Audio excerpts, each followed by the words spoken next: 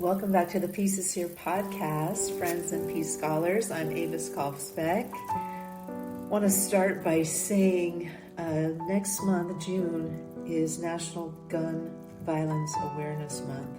What would it be like to have a world where that phrase was a curiosity because we lived in a world of peace, where the thought of having a month where we need to be aware of gun violence is in the distant history.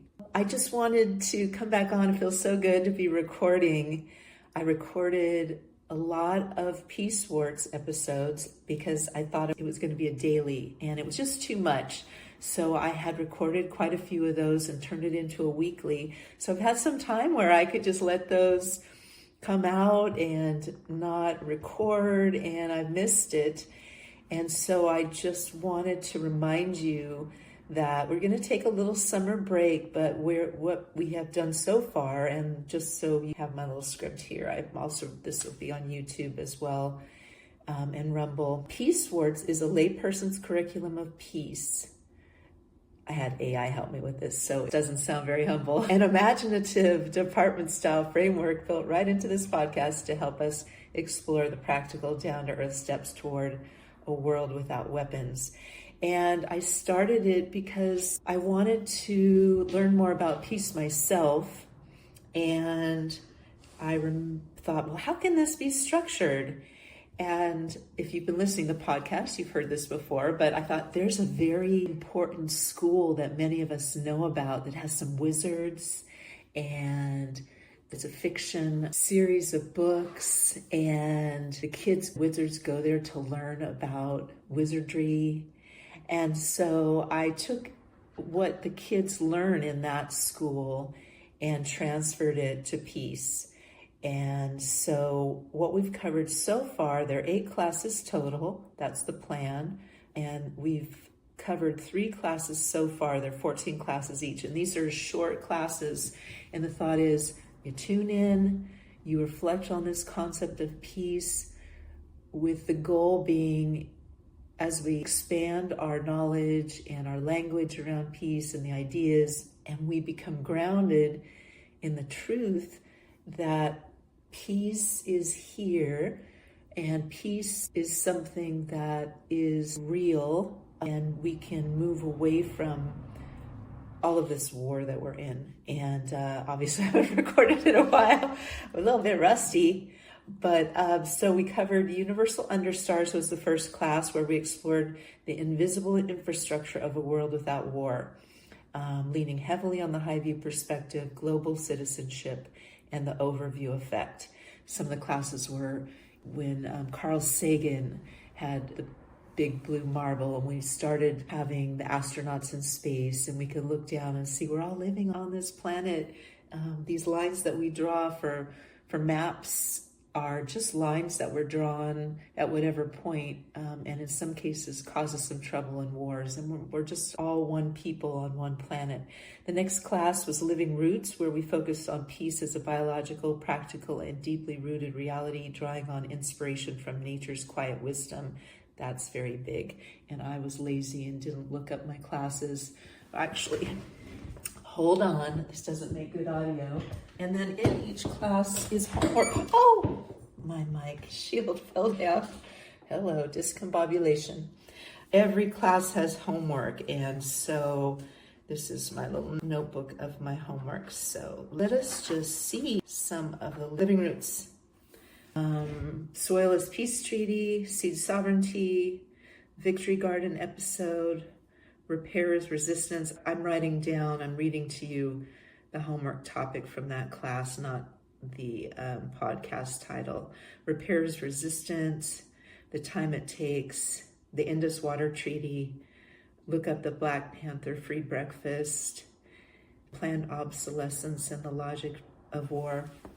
So then we went to, and these are, each class is 14 classes, or each department is 14 classes. Then we went to Chronicle Courage, which we just finished up this Monday on episode 247. And this department recovered the powerful real-world histories of refusal where individuals chose a different path than conflict. Let's see some of the homework from that class. Look up the Jeanette Rankin Brigade, Myth of Inevitable War. Look up the Island and find one diplomatic tool they used to prevent fight. The first peace treaty of Kadesh. The man who said no, Vasily Arkhipov. Women as treaty architects. I have in quotes here in the homework. No state shall be transferred without the consent of its inhabitants. Architecture of the headline, indigenous peace traditions, the Christmas truce, Bayard Rustin. So each class is about 5 to 6 minutes. There's an intro and an outro.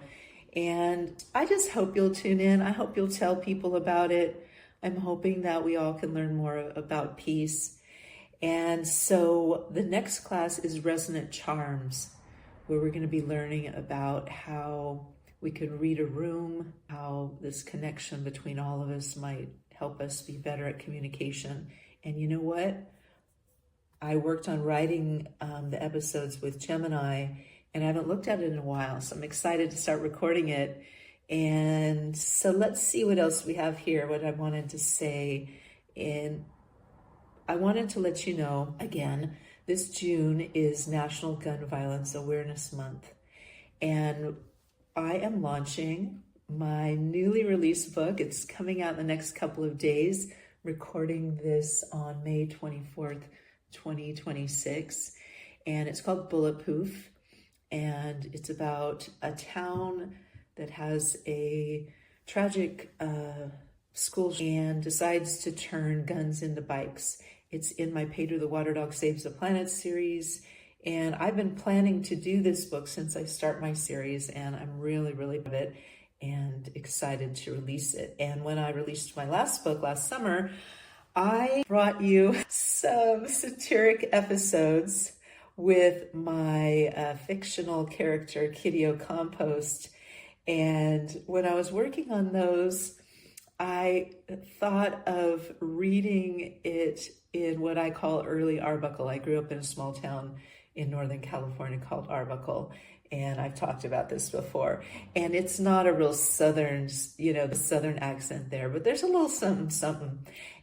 So I read Kitty with a little bit of a drawl. I'm going to be, a bit a little weary, but I'm going to do this for 30 days in June for all of Gun Non-Awareness Month. And I will share a couple things before we get into this, which when it does, I'll just have a short intro and the satiric little piece that we're going to be doing. It's a lot of fun. It's thinking about, I hadn't planned on sharing this, but I'm going to share it. I'm just riffing.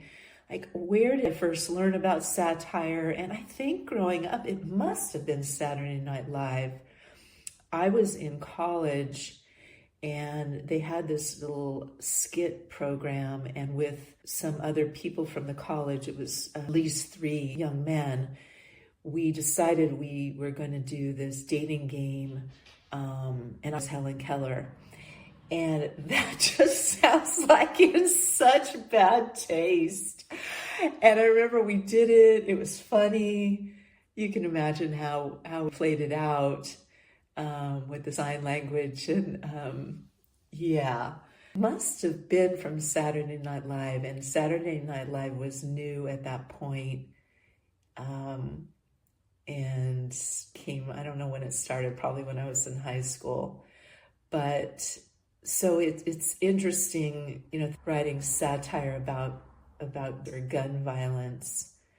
But let's just be honest, there is, of people that are profiting from this in both domestic violence, weapon production, other of our culture related to fear, and globally, the machine, things that I've learned in the podcast. It's like the budget is not unlike a corporate budget where you establish a budget, you get a certain amount of money, and for the next season of whatever the budget planning is for war, if you want to get that same amount of money the next time, you better spend what you got this time, right?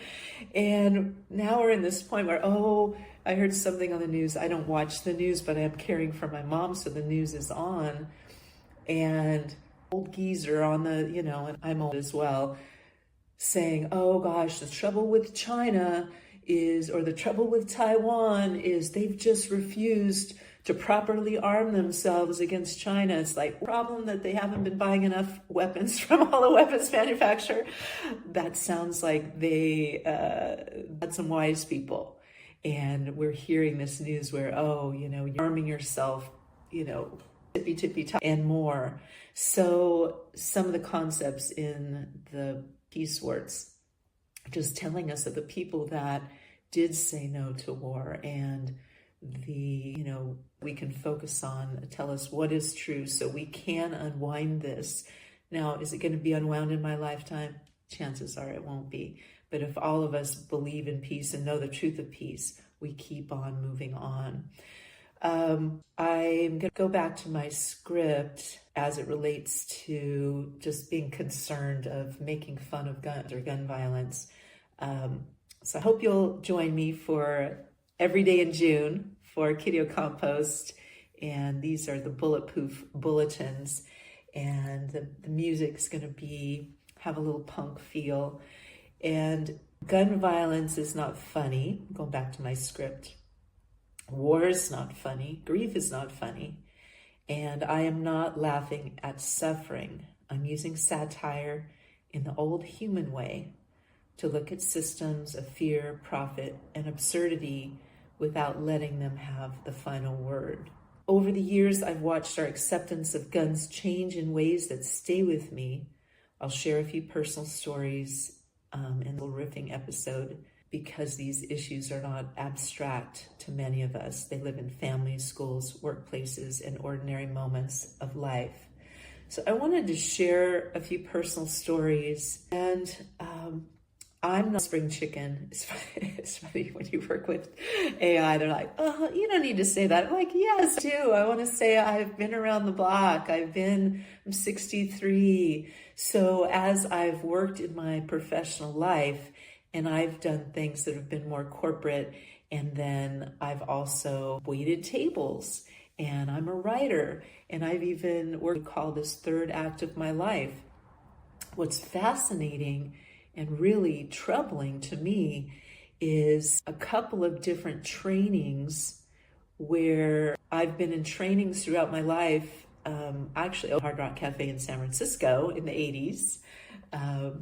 Met my husband there and the father of my children. And, in all those types of jobs, you get training. And I worked at the Hard Rock a few years that opened. It's called Hard Rock Sacramento, but it's not really Sacramento. And the training had active shooter training where, it used to kind of buckle down in a room and lock the door. And the training had changed. You're going to jump on the shooter. And I say this not to have any opinion on what strategy is best should that happen, but just to be living in this world where we are accepting that any job you take, any school training, that our kids are having to be trained to, protect themselves from a shooter rather than taking action on what the problem is, and that we have these guns everywhere. I have to log into my computer. So that was one story. The other training that I went to, I'm a real estate broker, I'm retired now, was I attended a training, kind of self-defense, safety in like open houses and working as a realtor. And I attended something like this before, over the years, a real estate agent and eventually a broker. And I thought, oh yeah, we'll just, some new, there's, we have the thing is with you, or make sure people know where you're going. Well, we were all seated there, and the man that gave the training pulled out this little yellow pistol that looked like a toy gun. And he proceeded to give a training on weapons usage. And I was just flabbergasted. My heart rate my heart was pounding my chest. I knew I wasn't going to stay, but what do I raised my hand and I said, "Excuse me, I'm sorry to interrupt, but this is really not what I thought this would be. And you're proceeding to give us training on using a weapon, and I don't believe in that. Sorry, I'm gonna go." My good friend and the broker came out. Oh, I'm gonna get a little emotional. And she just said, "Are you okay?" She was concerned. She's so sweet. And I said, "How are we ever going to get rid of these guns if we're just continuing to build a society where everyone should have one?" And before I, stood up and was like, "Oh yeah, this is where you can carry it," and maybe it's in your coochie, sorry. Got a little PG-13 there, but really so ridiculous. And new book has a little spot where they're up on the mountaintop, and I bring back a character. Her name's Vovo. She's 109 now. She's from Alaska. And they all decide there's not going to be any shaming. So I let that slip because I'm passionate about how ridiculous it is that we are living in this world with all of these guns. So I'm not going to back down on that, but I also I'm not making fun of them. There's real fear out there. I've also, I've been hiking and I've had a friend who, is a bear hunter, and walking on a trail thinking about a grizzly bear, that thought of it sounds so bad. I have a friend who was camping in a really, really remote area with his friend doing kind of that off-roading thing, and pulled up that looked a little scary. You're out in the, what are you that rationalization of why I might have a gun is because I'm in a culture that has created this fear in all of us where we're thinking the worst. And if